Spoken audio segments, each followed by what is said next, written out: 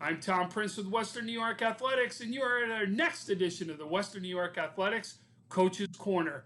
We got another great edition here as we've got some coaches that are going to bring some huge value, not only to talk about high school baseball, we're going to get into a little bit of the youth baseball today too on this episode.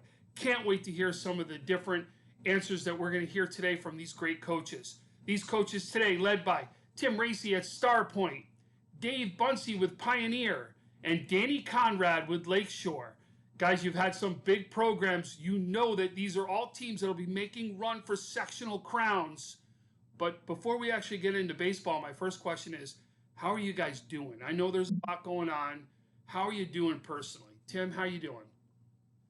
I'm on my computer a lot with teaching, making this transition to distance learning, trying to get all my lessons done for all the different classes that I have at school. Staying in contact with my baseball team, and as well as kind of shoring up my football staff for next year. It's keeping me pretty busy. Plus, odds and ends around the house. I'm sure that the other guys feel the same way too. They probably got honey-do lists pretty long.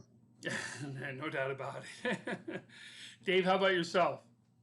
Yeah, absolutely. Just trying to stay busy. Trying to get back, this hit us so quickly that just trying to get back to, and I discussed with the kids, try to get back to a normal routine, handle your academics and your school work, myself included, during a typical school day. And then we take care of some of the baseball stuff in the evening, contact the boys, send out our workouts.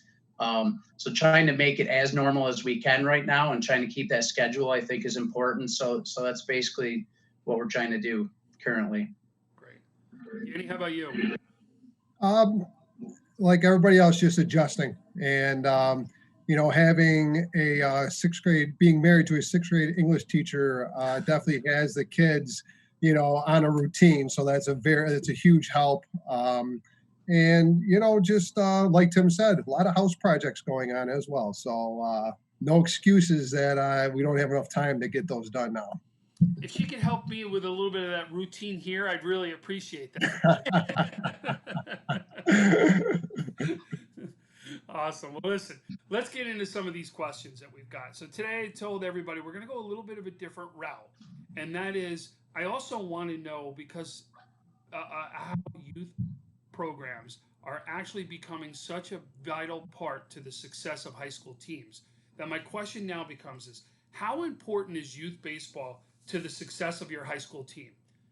I before we started this, I actually went through. We asked some great youth programs that are involved with your three schools that are here. Danny, that Evans program started with both Don Lockwood and Kevin Sr., and that's when you started seeing the big benefits at the high school level because of that Evans Little League program and the way it started. Dave, right now you're reaping the benefits of what came about with that Western New York Muck Dogs team and what they've accomplished down there in Arcade. And you also can talk about now the Pioneer Little League also helping out down there at the same time. And then, Tim, that Lockport program is one of the strongest programs in Western New York, led by John Godfrey, who has run the entire Little League organization and is the bridge here from Western New York to all of Little Leagues that are here in Western New York. And he has actually been pivotal to the success of youth baseball here in the area. And Dave, a lot of credit's got to go to Sean Hediger, Jeff Mersman, yourself, some big names that have been part of that Western New York Muck Dogs program. So let's start off. Dave, I'm going to start for yourself. How important has been the youth programs to the success of the high schools? Tom, it's been everything. Like you said, Sean and I started that Muck Dogs team as kind of a supplement to the Casey Stengel house league that was around, almost about a decade ago now. And that's grown. We have some options for our kids. The Western New York Muck Dogs team has done great things for us. We started back in that South Towns League, and it just started exposing our kids to a little bit more. We started going to the tournaments. We started picking up 15, 20 more games a year. The parents out here are outstanding. Always willing to coach, very supportive. So we still have the Pioneer program as well. So there's some options. Some of the kids will do both, just to supplement, like I said. So I really think it's everything. And you're right. This was kind of a year we had circled where the kids that were on the very beginning of that are juniors and seniors now. Some of them have progressed into some higher end showcase teams, which is outstanding. I think that exposure took them that way. There are others that still will just do the Pioneer League, and we always supplement with SEBA. For a lot of those 3-sport kids that can't, they're asked to do 6 passing camps, have a basketball league. So we have something for everybody here. But the Little League Youth Program has turned us around, drastically. So I think it's probably, one of the most important things as far as, developing a nice program. Yeah, Dave, I think you guys were a blueprint there of no matter when, you can start this at any time and you can build success that will eventually get to that high school level. And it's a kudos to you as well as those other people we mentioned earlier to get that Muck Dogs program to where it is. And now you're going to see it in Pioneer. And Danny, you saw it last year when you played Pioneer. You saw some of that youth coming up and you know exactly how strong that team is. So now, Danny, yourself, let's go to yourself. That Evans program, I remember when Kevin Sr. was out there every single day mowing those lawns down there at those league fields. Don Lockwood, another huge person that was a part of that Little League program. And you started seeing it with Kevin's son was one of the big people that started coming through at Lakeshore. And now you've seen it run through that program. Let's talk about how important that Evans program was or is currently to Lakeshore. Absolutely. You said it perfectly. Was and is currently. We are actually seeing an influx of kids at tryouts, both at the modified level and at the JV level. My JV coach, Billy Anderson, and I were actually talking about having to make some cuts this year for JV, which has not really been the case as of late. So it's definitely paying dividends. And me being in a different spot here because I came on the Lakeshore staff 5 years ago with Bob Colwell as his assistant. I was actually unaware of the strength and the success of Evans Little League and got to see it with Senior and with Lockwood coming up and numerous other kids. And it was almost like a hidden gem in a sense because I just had not had experience with it. And those guys are great parents, by the way, great supporters of Lakeshore itself as a school district too, and the school team. But I mean, like you said, I heard stories about them out there cutting the lawn, always saying, hey, if the high school field isn't ready, just give me a call and we could play down at Evans Youth. So, we never took them up on that, but I knew they would be there if we needed them. And no doubt. That was Don Lockwood saying that. No doubt about it. Absolutely. But and they also have another program there, which is Evans Elite, it's called right now, which is the youth program right now in Evans, building back up and doing some great things right now down in Evans, building that program back up to where it was when Kevin and Don were both really big. Absolutely. Tim, now come over to yourself. We talked about that Lockport program. And there's a couple programs at Lockport. There's Anjo, there's Lockport. There's a couple great programs that are around there. But what John Godfrey has done for Little League in this area has been unbelievable. And I know that a lot of the youth comes out of that Lockport program that will come over to Starpoint. Let's talk about how pivotal that is. Well, what's interesting about Starpoint is that we're actually named after the 5 different towns that we serve. Lockport does serve, they have a lot of kids do come from that program. NT, believe it or not, brings in a lot of kids. And recently the Thunderwolves out of N-Trif have been pivotal as far as developing a lot of our players lately. But like, as you said, Lockport has always been that, that constant. We've had some parents that took a leadership role within that Little League and have had their kids come through our program. And recently, believe it or not, our athletic director, Vinny Dell'osso, he's had his son and a team that he's run through the years come through. And we're starting to see dividends with that. There's a lot of players around Western New York that started out with his teams. So we really do get a lot of players from a lot of different areas. But like you said, that lock board program run by John Godfrey has done a great job over the years. Yeah, we can give a shout out to the NT program run by Tom Witt, who's been a big president down in that league for the North Tonawanda Little League. He's another big one that runs a fantastic program that would be feeding that, like you said. So no doubt about some great youth programs that we talked about here and how pivotal they are to the success of the high school programs, because you know, they more at bats, the more times these people get to play and more these kids get to see the better competition, the better off they're going to be by the time they get to you. So my next question is, now that we talked about the importance of these youth programs, is there anything you do as a coach to get involved at all in the youth programs? What do you do as a coach to be able to get involved or to at least know what's going on in those youth programs so that you know it's going to be a direct line to you at the high school and how it's going to help you at the high school? Danny, let's start with yourself. I don't have a ton of experience with this, simply because having 3 young kids at home, my time is a little limited come summer. However, it's interesting you bring that up, because as Tim and Dave know, we had a new baseball that came into the fold this year. And we actually at Lakeshore had a bunch of old baseballs that are no longer useful because you can't even use them in practice anymore. And my JV coach Billy and I were talking. We were thinking maybe to donate them to the Little League. Now, obviously, after 1 week of practice, nothing happened with that. So that is something that is on my to-do list once we get back in the fold to talk to the athletic director, you know, and see what we can do. But as far as being in touch with anybody there, I really don't have any experience with that. I'd be happy to. I'd be happy if they ever came up.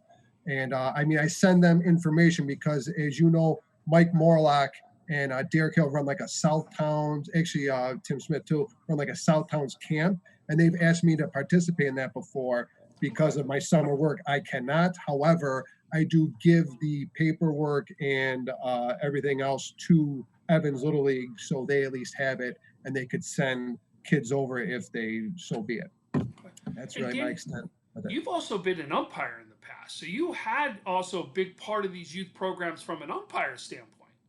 For sure, and I coached for the Upper Deck travel organization for years. So yes, I am aware of what goes on in the summertime and all that fun stuff. But yeah, so that's kind of where I am. Tim, how about yourself?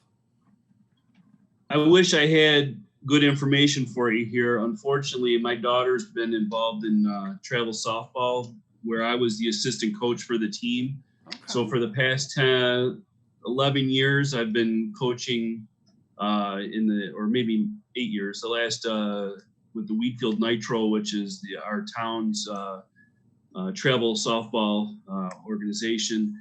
And then with football, we have weight room every day, and then we have passing leagues at night. So I really didn't get a chance. I don't have a chance to get involved with the little leagues in our area. But it is, as Davey said there, you know, I'd love to be involved now that my daughter's done. This is supposedly her senior year in softball here that she's getting cut short of too. But you know, I'd like to get out there, and you know, I always try to catch 1 or 2 games of my kids playing during the summer. That's important. But to actually build that nice feeder program that a lot of other schools have with like Orchard Parks, they have in Hamburg, they do a great job of you know, there's nice continuity between everybody. Yep, no doubt about it. And Dave, how about yourself?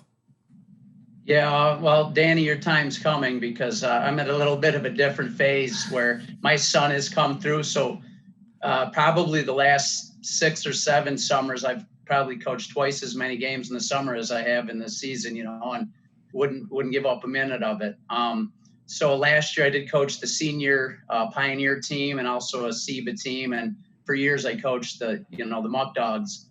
So it's great. And the best thing about that Muck Dogs organization, like Jeff Mersman has taken that over, done a great job, is there is quality baseball all around our area now. And any Saturday or Sunday, you can go catch some games. And I try to get out and see the younger kids, you know, when I'm not coaching either the SEBA team or that senior league team that I did last year. So, you know, it's my time right now where I'm in a unique situation where my son's come right up through and you know, my coaching hours have been pretty extensive, but yeah, I like to get out and see what's going on out there at every level and every league that we have. And Dave, you were also part of the full circuit organization for a little bit too. Am I right when I say that? No, I've been pretty closely Sean? related. That's Sean. We've sent some guys through there. Love the job that Charlie does with them. You know, we were close in on that. You know, my son kind of took a 3-sport type of thing. You know, did a lot more basketball and football, but yeah, they've done a great job, and I got a lot of respect for for those guys. Yeah, Charlie does a great job. I think the world of what Charlie does too. Absolutely. In fact, funny you say that. Our last episode was about the 3-sport athlete.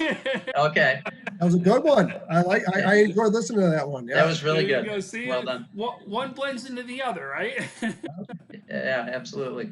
So listen, now comes the fun part, right? Now we get to discuss the makeup of your teams, exactly what these teams are going to do, and how they're going to go after, hopefully, sectional crowns. Hopefully, we're going to get a chance to see them on the field. Fingers are still crossed, especially now after today, hearing our governor speak and saying that we've got to now talk about how we do this in weeks and how we've got to start coming up with a plan. Well, hopefully that plan is going to also come down to the high school sports level in the spring season. So first, let's talk about Tim. You've got a great team that has been a perennial powerhouse year after year. There's no doubt about it. You are led by a Division I pitcher that we're going to discuss too. You've got a team that will no doubt compete every single year for a sectional crown. Let's talk about the makeup of what Starpoint's going to look like. Last year, we were talking, before we got on, we were talking about our trips down south, and we went to Myrtle Beach last year, and it was the first time that I had taken a group of kids down. And I really think that what we did down there was wonderful for our team last year, but it really started to lay the foundation for what we were going to do this year. You mentioned our Division I pitcher, Joe Dell'osso, who signed with Niagara early in the year. He's a returning 3-year player.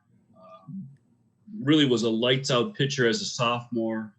Ran into some elbow issues 2 summers ago, and I really didn't get a chance to utilize him that much last year because we were kind of watching his pitches.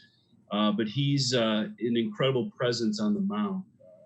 A tremendous, confident young individual with a very, very smart baseball IQ when he's out there. He's not going to be intimidated at all. We also have an up-and-coming second-year junior, Josh Millville, throws very hard.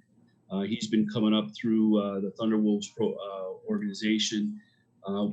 He had a little rough start last year, but then he went from hitting 9th to batting leadoff and ended up hitting well over 400 for us last year.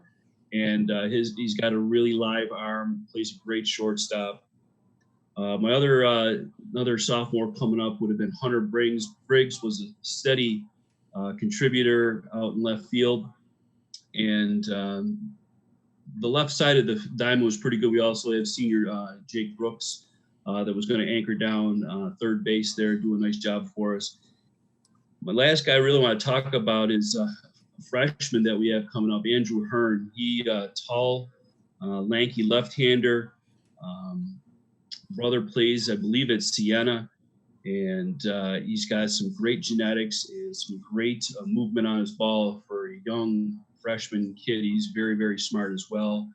And this year we actually had our athletic director and another father. We had the most practices before season, so to speak, than we've ever had before, and we were really looking to gel and do well this year, and hopefully, whatever it is, if it's an abbreviated sectional type playoff situation we have, we're going to be ready to go. Fantastic. Okay, let's go on now to Pioneer. Dave, I've been talking about this program, letting everybody know that can hear. Watch out. This is a young team that we are going to be hearing from, and this is going to be the start of it right now. I've seen a lot of your players come through. I know that you've got a nice youth movement. You've got some big pitchings that is also going to group along with this young group that's coming up. Let's talk about the makeup of Pioneer. Yeah, like you said, the last few years, we've been saying we're young because we've had freshmen, sophomore, even an eighth grader, which I never thought I'd do. But, we had Bryce up as an eighth grader. And this year was probably, the year we couldn't really say we're young anymore. We're very balanced. 5 seniors, 5 juniors, 4 sophomores probably would have comprised our team. And yeah, I'm super excited. I'm like you. I'm still holding out hope and telling the boys, let's be ready for when this thing happens. So my seniors, Dylan George, who went through the Muck Dogs, became a full circuit guy. He's just a real instinctive center fielder. I used him in leadoff last year. Even though we've been struggling to get to that 500 the last few years, we have played really good defense and thrown the ball well. I feel like we have not, driven the ball. We haven't always hit. And a lot of that has to do just with physical maturity. We've been young, decent contact, just really couldn't, push across the runs we wanted to. But he'll probably slot more down into the third spot now rather than lead off. I just had him up there to get him as many at-bats as he could, Another senior, Bryce Burton's a 3-sport guy that gave us a ton of quality at-bats last year, very versatile.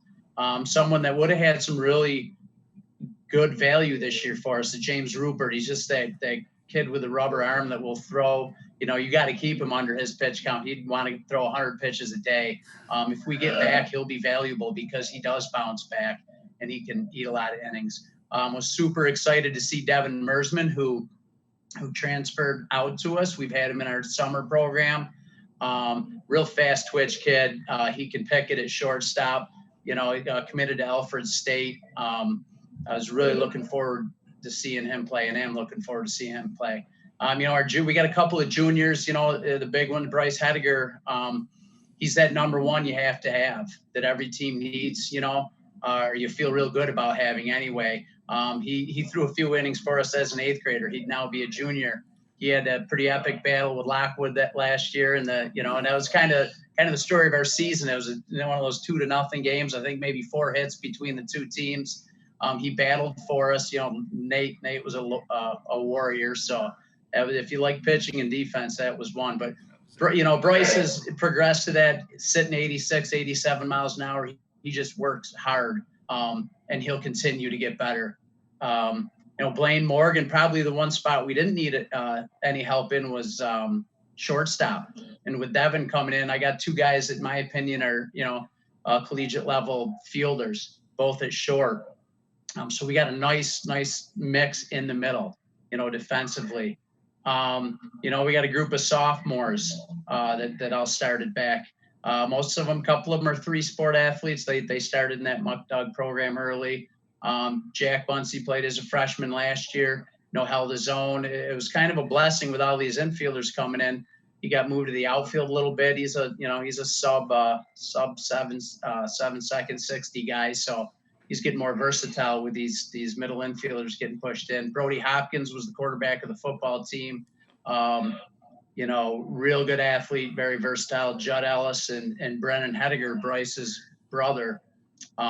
He's always played up. Yeah, he would catch the majority of our games. All 4 of those sophomores would, we usually don't bring them up if they're not going to start 60, 70% of the games. And he's always, he's had to catch his brother his whole life. So he's used to catching that top end, those top end arms. But yeah, I'm excited when we do get going. It's all relevant. People around here, you got a really nice team. And then I think about Lakeshore. I think about Iroquois. I think about there are some. You got some guns. Maryvale, Depute, name them. So it would have been. It's going to be a lot of fun to get out there and compete. I want to make sure I see Judd throw some good innings for you this year. He's been a kid I've got a chance to coach now for a couple of years. Great kid, great family. and no Big, strong. going into his own. He's going to bring something to you on the mound. Absolutely. Big, strong kid that's worked really hard at baseball the last few years. Yep, no doubt about it. So now we get to go over to Lakeshore. Danny, we know that you're going to have another good team. You lose out. We've talked to him already about Nate Lockwood, one of the top pitchers in the area that you lose out. He was a Colpoys Barrows Cup finalist of last year, which is our player of the year. He was a finalist for it last year. But you still got another pitcher that we're going to be talking about that's going to be huge. You've got some senior presence, especially led by your shortstop. Let's talk about the makeup of Lakeshore. Yep, for sure. Just to go piggyback on the Nate Lockwood, not only great ball player, great kid. All right, just wanted to let an excellent student. But as far as the team that was coming back this year, I was actually just writing this down while Tim was talking there. 8 of the 10 starters from last year's A2 sectional final team that we lost to Iroquois were coming back. So I had 8 coming back from that team. And that, I mean, that's really kind of remarkable if you think about it. So yes, the expectations were going to be high from the coaching staff. I will say that. And yes, led by shortstop, as you mentioned, Zach Evans, and catcher Spencer Quillis, both first team All-League last year, and also the 2 seniors. And then Brian Recken, Nate Stiles, and Brennan Herring were second teamers All-League. And then honorable mention was Nick Wilson, first baseman. So with those, and then with the left fielder Gavin Mendel, center fielder Ben Lombardo, Nate Len, Tyler Hassel on the mound as well, David Pignoni on the mound as well. I mean, we were, senior leadership galore, and very looking forward to this season. And, and the pitcher that you mentioned, I'm sure, is our lefty, and Tim probably remembers him from last year, Brendan Herring. Faced him in the playoffs. And I'm sure there's going to be a lot of people talking about Brennan coming up. And being the lefty that he is, rightfully so. And but I got to just bring up, as David mentioned, the 2-0 game in the playoffs with Hedinger and Lockwood going toe-to-toe. I mean, that was one of those games that, nobody deserved to lose. It was just one of those great games. I often think of that game. So thank you for bringing that up and mentioning Nate for that. But Bryce was pretty good too. Just remember what he did in the game before with his hitting. Remember he had that big home run. He scored something like 6 RBIs in the game alone. In the game the first time that they had played you guys. That's right. Yeah, we had an interesting year. We played the third time. We each won kind of a lopsided one, and then it came down to that. It was fun. More fun for Dan than me, but it was fun. Unfortunately, yeah. And then think about Tim having to come out to North Collins for a playoff game. That was kind of a long trip to go, but we needed the turf that day. So, and Tom, one of your, you were there, Tom, for that. You did the interview, and one of your previous coach's corner thing here, you were talking about the turf. I think that was with Mike Morlock. Yep. When we talked about the turf fields or that Western clearance. Yeah, that was a good one. I enjoyed that one. All right, so last question before we go here, guys. Give me the 1 name, 2 names that are those kid we don't know about, that player we don't know about that's going to get on that Western New York stage. It's going to say, this is a kid you have to know because he's going to make a difference this year. Dave, let's start with yourself. There's a few, but we know Bryce's name's out there now, so I won't use him. But Blaine Morgan's a really nice defensive shortstop. And like I said, we have 2 of them, which is nice, but he really can feel the ball. He's one of those kids that if you can't appreciate him unless you go watch him play the game, how well he does defensively. And he's worked really hard in the cage over the offseason. And, any one of those 4 sophomores, they've all worked hard. We did a pretty extensive, we got in the weight room this year and did probably an 11-week program. And even though some of them played a sport, we're very careful not to step on winter sport coaches' time. But I don't know if Jack, Judd, Brody, or Brennan missed a session, So I would say any one of those 4 could really burst onto the scene. Okay. Danny, how about yourself? Like I said, with all the seniors that we have, it'd be tough for me to pick just one. It really is. I don't want to start naming everybody again, but I will say this: being a former catcher, I'm always impartial to the catcher. So my guy Spencer Quillis behind the dish there, he has a capability to do some damage for sure. No doubt, great kid to boot. Also, Tim, how about yourself? I'd have to go back and talk about Joe Dell'osso again. As a sophomore, he was all Western New York, I mentioned. But again, Josh Millville, I think he's really going to, do some great things this year for us. Andrew Hearn, that freshman I was telling you about, again, he's going to turn some heads. And a couple guys that I didn't mention earlier, I think are going to be big contributors for us. And that's our quarterback and our team too, Carson Marcus, and another middle infielder type, Ryan Varney. They were going to do some good things for us, but I'm gonna say Josh Millville is going to be the one that's going to turn. And that's all the questions I have for today in the Western New York Athletics Coaches Corner. I want to thank Coach Racey of Starpoint, Coach Buncy of Pioneer, and Coach Conrad of Lakeshore for joining me today on this show. We got a great opportunity to discuss how youth sports actually affect the high school programs and the success that some of these youth programs have had and given the success of the high school programs.